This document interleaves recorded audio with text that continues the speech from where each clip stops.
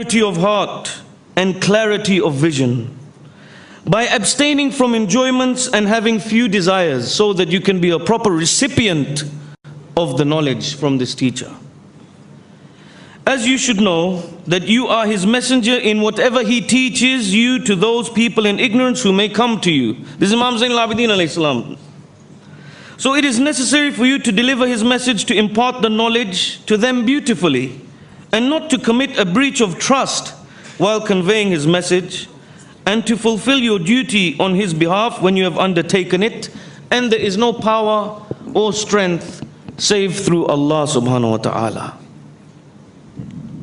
You did not answer me my question. Move the mic. Sorry. My question is, you see, of course, the respect for teachers is always something that everyone knows. So then why is everybody asking us to leave our teachers? No. My question is a theoretical question, as I said.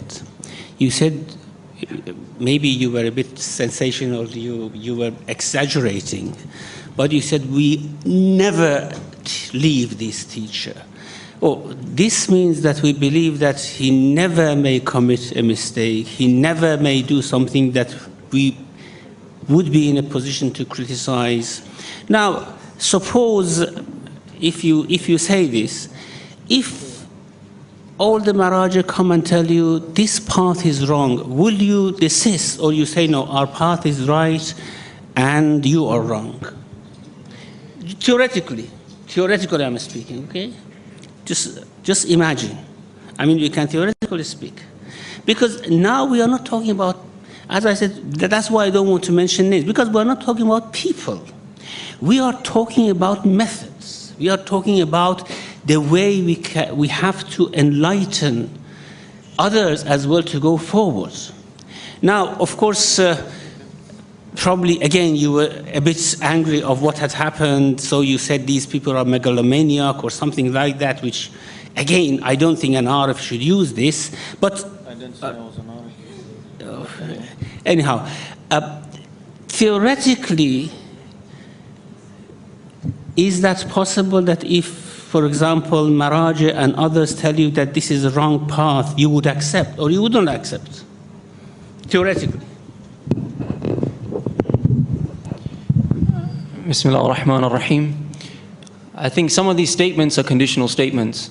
So for example, from the perspective of loyalty or wafa, one would remain loyal to their teacher.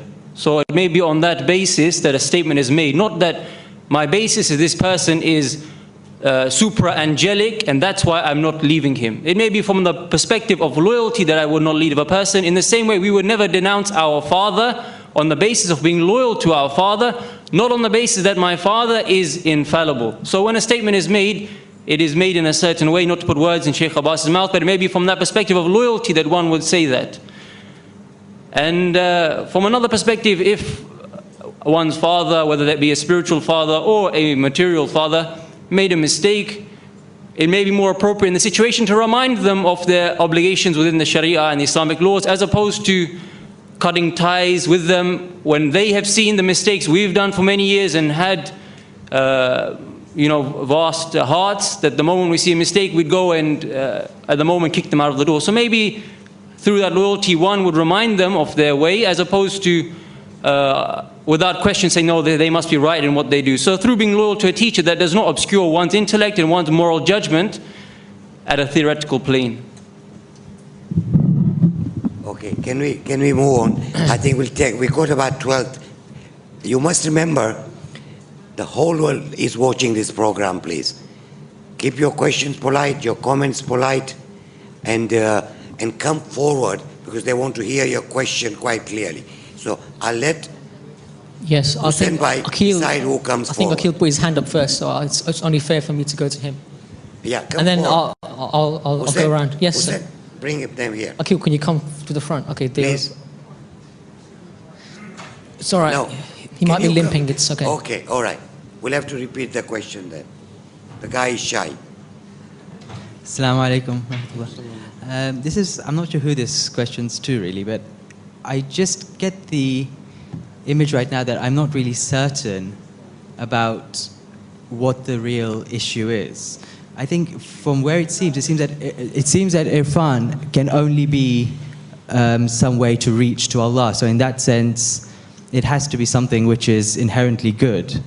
However, is it the question more of how you exercise this? In which case, this would then be a question to, I think, Sheikh Abbas. Is it a question of dependency? When you follow you gave the example of a football coach or a doctor having a teacher.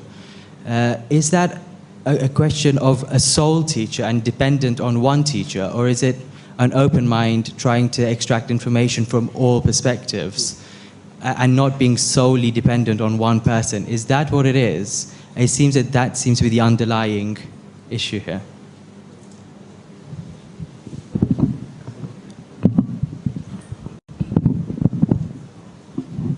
Assalamu alaikum, brother. No, one is not saying that you must have one teacher only. But just like when you have established a relationship with a certain teacher, you will obviously go to that teacher and spend most time with that teacher, which is the most logical thing. If you have developed a relationship with a certain martial arts trainer who's trained you for years, you will refer to that teacher because that's the teacher who spent most time with you. Not to say that you cannot study martial arts or other martial arts with other teachers or other different types of things. Does that make it clear? Ask the people who are making it an issue, brother. Yeah, can we have one question from the ladies? Sister Isma?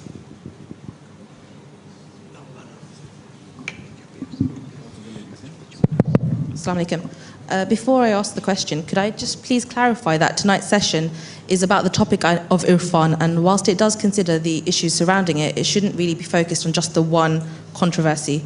So, as we were saying, you need a guide, you need a mentor. How do you identify who that guide or mentor should be? That question's open to everyone. So, question to both. Sheikh Brahmanpur, do you want to start, please? Please. Oh, Sheikh Abbas, all right.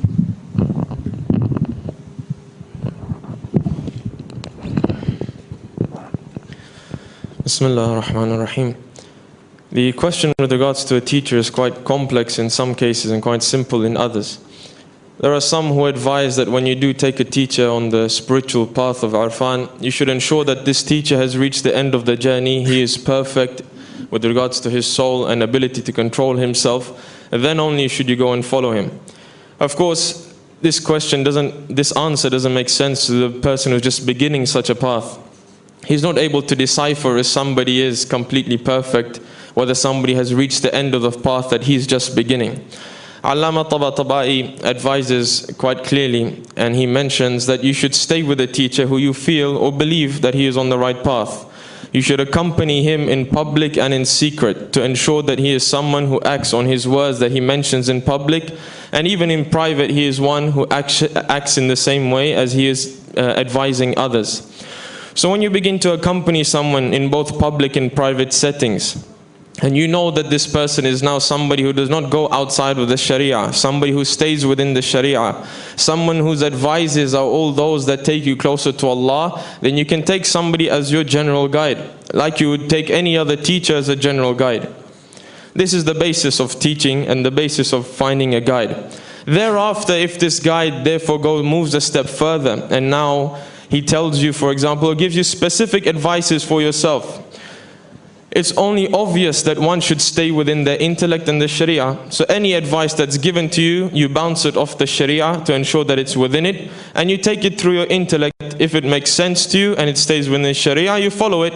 If it doesn't make sense to you, or you believe it goes out of the Sharia, then according to the students of Allama Tabatabai himself, they say leave the teaching but not the teacher. It's possible the teacher made a mistake, so you ask the teacher. It's possible that you haven't understood the advice correctly, so you ask the teacher. But this is the initial stages of understanding how one can find a teacher and what type of teacher one should take on as a guide. Thank you. Now I'll go and ask a question which I've received as a text to both lecturers. I've heard and know that the student of such a teacher practice vegan diet. I hope I'm pronouncing it right. Is this the practice in the Shia faith? Sheikh, did you get the question? Yeah? Did the public hear? Okay, I'll read it again. To both lecturers, I've heard and know that the student of such a teacher practice vegan diet. Is this practice in the Shia faith? Not vegetarian is something different. It's a vegan diet when I don't think there's a fish allowed, eggs allowed, cheese allowed, and things like that. So it's maybe, Sheikh, can you start? As far as I know, it's not something in our fiqh, anyhow. Especially vegan. About meat, we have certain instructions that, for example, it's better that you do not eat much meat. What I have read in the book of one of the most respected Urafa, Mirza Jawad Agha Maliki Tabrizi, he says that the best diet for meat is that you do not eat it twice a day and you eat it every other day. Ghazali says that the best food for children is meat. Of course, you give them meat because this is better for their nutrition. Vegan diet, that is not using milk, egg, any product of animals. I haven't seen anything in Shia fiqh about it.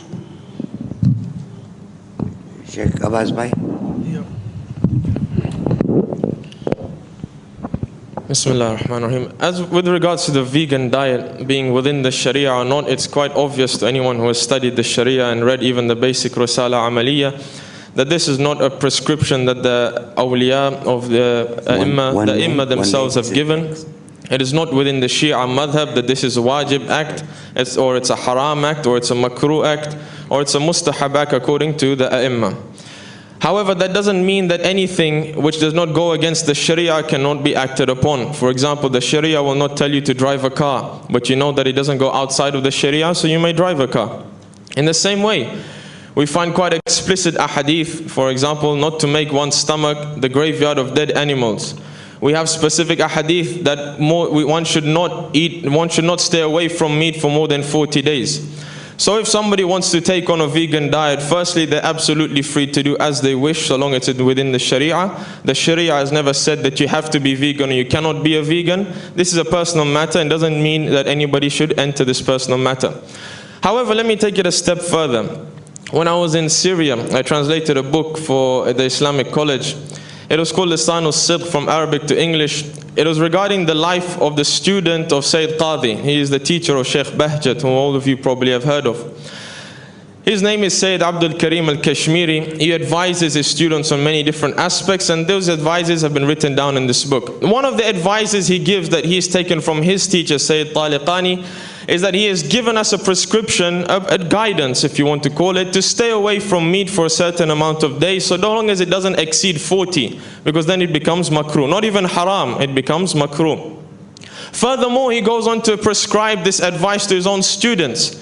And he says not only should this diet be taken upon the people who have gone further in their journey towards Allah, but it's especially important for those who are beginning their journey to Allah to ensure that any characteristics that may come from animals or that may come from any other species, be it cows, be it birds, that it ensures that it doesn't take them towards those characteristics. So let me reiterate that this vegan diet is within the bounds of the Sharia, meaning it's not makruh, it's not haram. So long as it's not makruh, it's not haram, and no one is making it wajib, let people do what they wish to do. We have bigger problems in our community than to worry about people and what they eat and what they don't.